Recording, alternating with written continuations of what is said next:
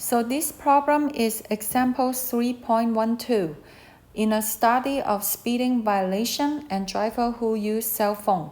And this is the table that is given to us.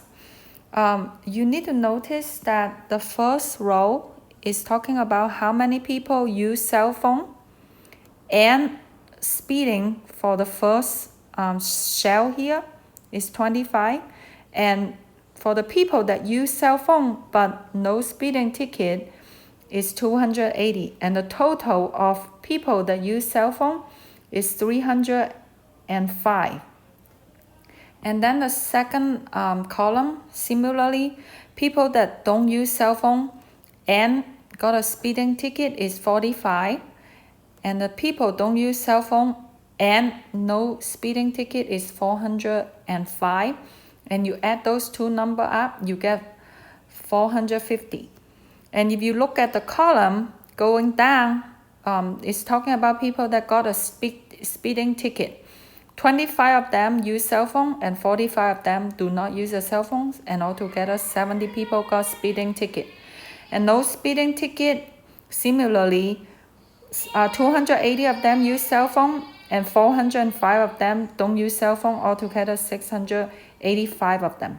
And in the study altogether, the total sample size is 755. So the question, after we understand the table, we need to understand what the question is asking. It's asking for the probability, so you write a capital letter P, probability of a driver that is a cell phone user, so use cell phone, or have no violation, meaning no speeding ticket in the last year.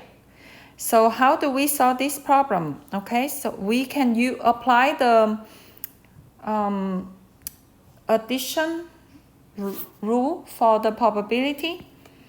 So we can say use cell phone is probability of event A, and no speeding is probability of event B, and we use a formula probability of A or B equals probability of A plus probability of B, subtract the probability of A and B both happen.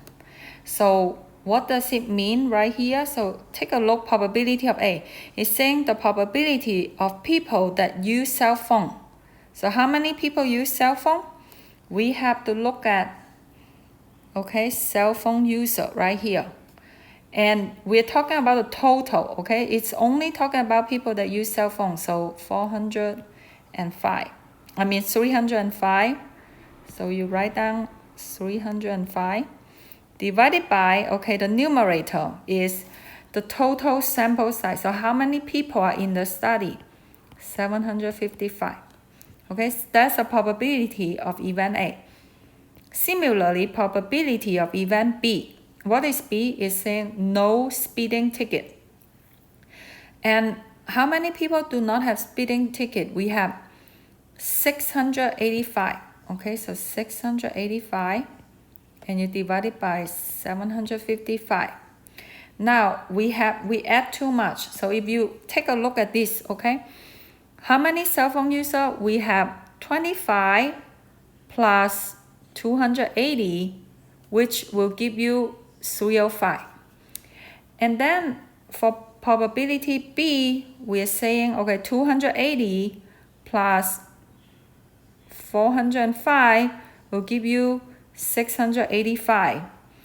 We added something twice, okay, and that is 280. And what is that? That is the probability of using the cell phone and have no speeding ticket. Okay, so A is using cell phone, B is no speeding ticket. So using cell phone and no speeding ticket, you have 280 people, and divided by the total. So that is one way to solve this problem, and you enter this expression into a calculator and you run it to 4 decimal, you should get 0.9404. Now that is one way. Another way to think about it is to just add what you need. Okay, so we're talking about the probability of using cell phone. Okay, so how many people use cell phone? We look at the chart. We have 25 people use cell phone. We have 280 people use cell phone. And we talk all, okay, all no speeding. Okay, so no speeding ticket is down here in this column. We already count 280, so we're not gonna count it again. So we only pick up this number, 405. And then all over again, the grand total, 755.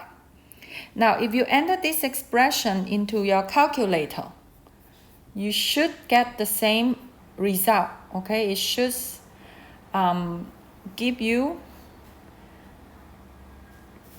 0.9404. Again, we're talking about probability, so your answer should be a decimal.